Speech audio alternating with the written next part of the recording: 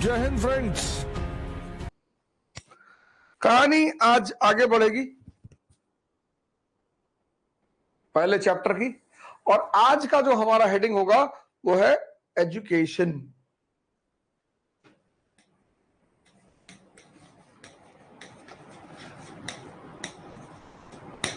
शिक्षा। इस पर जितना भी बोला जाए वो कम है। शिक्षा।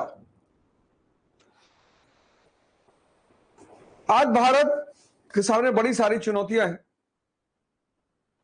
बड़ी सारी, और उन चुनौतियों में जो सबसे अहम भूमिका है वो है शिक्षा की। मैंने अपने लगभग सारे लेक्चरों में कहा कि ई यानी ई, एजुकेशन का मतलब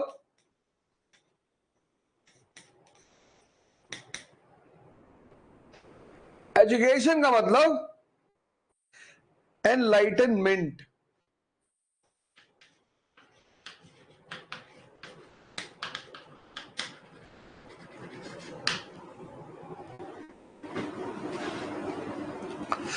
हमने क्या किया, हमने कहा एजुकेशन का मतलब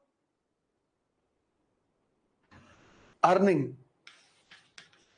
बस यहीं पर इस देश का दुर्भाग्य शुरू हो गया, यहीं पर।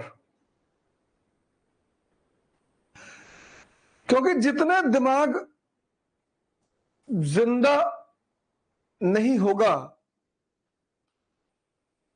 जिंदा दिमाग देखता है, सवाल करता है, सोचता है। आजकल तो इतने सारे चैनल हैं और सारे चैनलों में अपनी अपनी कहानी सुनाई जा रही है। हमें भी पता है 2024 का इलेक्शन आ रहा है। इस देश की जनता बजट तो पढ़ेगी नहीं, तो जिस देश की जनता बजट नहीं पढ़ेगी उससे राजनीति आप किस मुद्दे पे करोगे? जाति के ही मुद्दे पे करोगे, धर्म के ही मुद्दे पे करोगे, क्षेत्र के ही मुद्दे पे करोगे। तो यह भारत का एक बहुत बड़ा दुर्भाग्य है कि एजुकेशन 80% के आसपास पहुंच गई, लेकिन दिमाग को जिंदा नहीं कर पाई।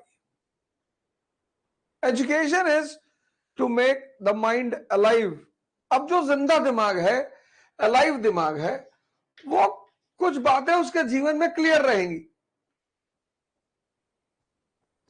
कि जहां भी एम्बिशन है,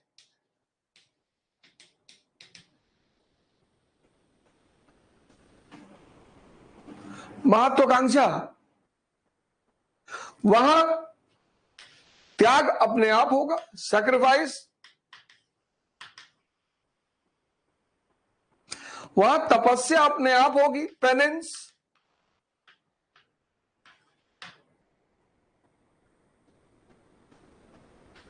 किसके किसके जीवन में नहीं है बताओ? कोई एक महत्वाकांक्षी आदमी बताओ, कोई एक महान आदमी बताओ जिसके जीवन में ये सारी बातें ना रही हो।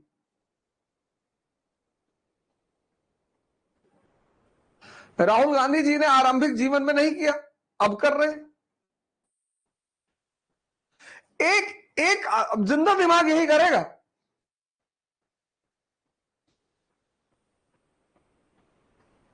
जिंदा दिमाग यही करेगा कि वो देखेगा कि यार जहां भी महत्वाकांक्षा है वहां त्याग है। श्री राम जंगल नहीं जाते, कभी नहीं भगवान होते। श्री कृष्ण का जीवन देखो, गांधी जी का देखो, अंबेडकर जी का देखो, लिंकन का देखो, कलाम साहब का। तुम एक महान आदमी उठा लो। ये जो मरा हुआ दिमाग है, मरा हुआ, ये मरा हुआ दिमाग चाहता है कि एम्बिशन हो लेकिन सेक्रीफाइस ना हो, लेकिन तपस्या ना हो। ये संभव नहीं है।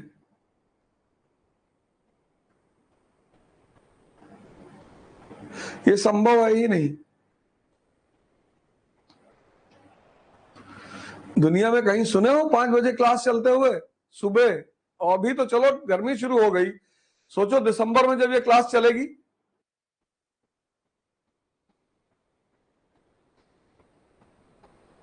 कुछ लोगों ने मैसेज किया सर शाम को क्लास कर दीजिए, सुबह उठने में बहुत दिक्कत हो रही है।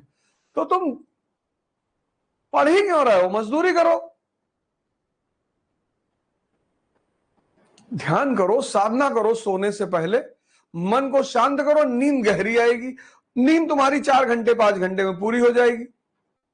तुम्हारी नींद गहरी नहीं हो रही है ना, तुम सो नहीं पा रहे हो, क्योंकि जैसे ही आंख बंद करोगे सारी दुनिया सामने रोटेट होने लगेगी, परिवार, समाज, सब।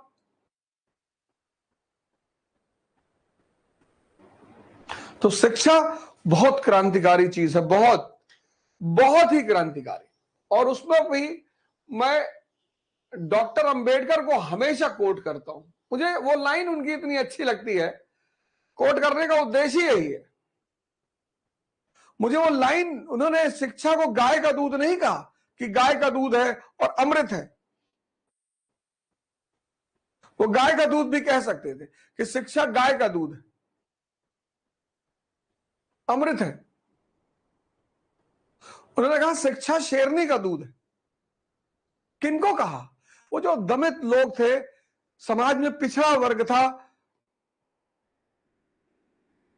जो समाज की मुख्य धारा में शामिल नहीं थे, और खुद एग्जाम्पल बनकर दिखाया कि देखो मुझे कोई कहीं से भगा रहा है, मुझे मंदिर में मान लो नहीं भी एंट्री दी तो मैं इस देश के प्रजातंत्र के मंदिर में बैठ गया जाकर। ठीक है, मुझे हो सकता है भगवान के मंदिर में ना एंट्री दी गई हो, लेकिन मैंने इस शिक्षा के बल पर इस देश के जो प्रजातंत्र का मंदिर है वहां अपनी जगह बना ली। ये छोटी उपलब्धि है। तो अब शिक्षा पे नजर डालना बहुत जरूरी है। जैसे आज तुम देखो यूनाइटेड स्टेट्स ऑफ अमेरिका की शिक्षा, फिर तुम देखो भारत की शिक्षा, फिर तुम देखो अरब देशों अफगानिस्तान की शिक्षा। तो जिसकी जो दशा है वो उसकी शिक्षा की वजह से होगी। शिक्षा डिसाइडिंग फैक्टर है। किस चीज का? समाज का, परिवार का और राष्ट्र का।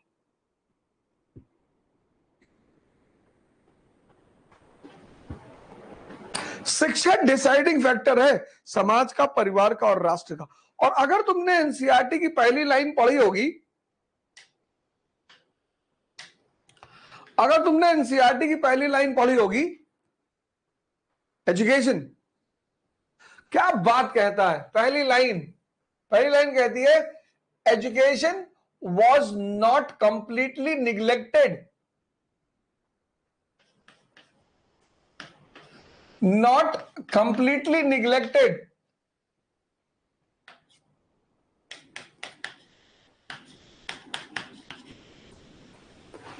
शिक्षा पूरी तरह उपेक्षित नहीं थी।